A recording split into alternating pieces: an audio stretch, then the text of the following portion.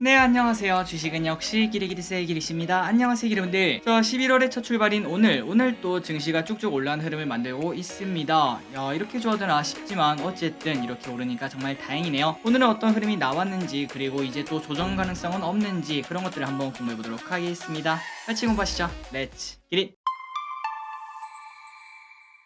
오늘 코스피 1.8% 상승, 그리고 코스닥은 0.6% 상승으로 보통은 코스닥이 더 많이 오르지만 최근 들어 코스피가 조금 더 크게 상승하는 모습을 지속적으로 나타내고 있습니다. 그런데 그 와중에도 상승 종목이 압도적으로 많았기 때문에 체감지수는 당연히 아마도 대부분은 좋은 결과가 나왔을 것 같습니다. 그래서 결국 코스피 이렇게 쭉 올라서 2335까지 올라왔습니다. 진짜 대단하죠? 한 달 만에 거의 10% 가까이 올랐기 때문에 우리가 이제 이런 걸 봤을 때 역시 주가 상승 하락은 우리가 예측할 수 없겠구나 라는 걸 한 번 더 생각할 수 있습니다. 그래서 저기리스는 어차피 주가는 오른다 라고 생각하며 주식시장은 항상 상방을 보고 그 와중에 어떤 갭에 투자할지 여기에만 집중을 하고 있죠. 물론 아직까지는 많이 배고프고 여전히 이제 하락이 끝났다로 말하기는 조금 어렵겠지만 빠르면 올해 말 아니면 이제 내년 초중반 그때쯤에는 이러한 이동평균선을 전부 다 뚫고 올라가서 121선도 뚫고 올라가 한 2500, 2600 이 정도 라인까지는 올라가는 그런 코스피를 확인할 수 있으면 진심으로 좋겠습니다. 어쨌든 여러분들 한 달 전 그 공포스러운 장 버티시느라 진짜 고생 많으셨고, 물론 아직도 앞이 깜깜한 편이지만 앞으로 주가 상승이 조금 더 나와서 기름들의 마음을 편하게 해줬으면 진심으로 좋겠습니다. 매동은 매우 좋습니다. 개인 7천억 매도, 외국인 5천억 매수, 기관 2천억 매수, 오랜만에 연기금 돌아왔네요. 53억 매수,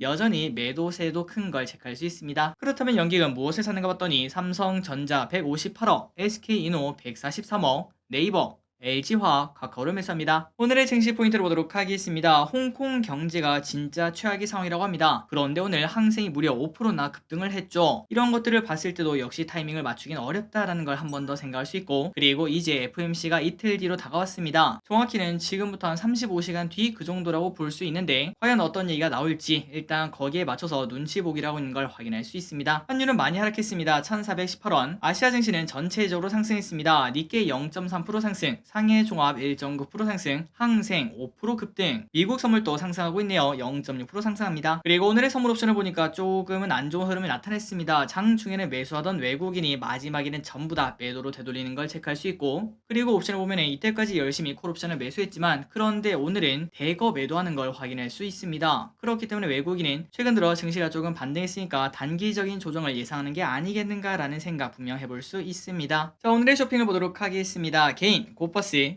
LG노텍, 두산에너빌티, 셀트리온, ST팜, 에코프로, KB금융, 에코프로비엠, 아프리카TV, SM, 인버스를 매수합니다. 그리고 외국인은 LG엔솔, 삼성SDI, LG화학, 삼성전자, 하나솔루션, 포스코케미칼, SK이노베이션, LNF, LIG넥스원, 두산, KTNG를 매수합니다. 마지막으로 기관은 삼성전자, LG화학, LG엔솔, 현대건설, 포스코홀딩스, 네이버, 하나솔루션, 하나에어로스페이스를 매수합니다. 주 일정을 보도록 하겠습니다. 내일은 카카오뱅크, 카카오게임즈 실적 발표, QRT 상장 예정, FOMC 회의가 저녁에 발표가 됩니다. 정확히는 한국 시간으로 내일 저녁이 지난 뒤 3시 30분에 공개가 될 예정입니다. 그리고 목요일입니다. 일본 휴장, 삼성전자 임시 주주총회 개최, 카카오, 하이브, SK이노 실적 발표가 예정되어 있습니다.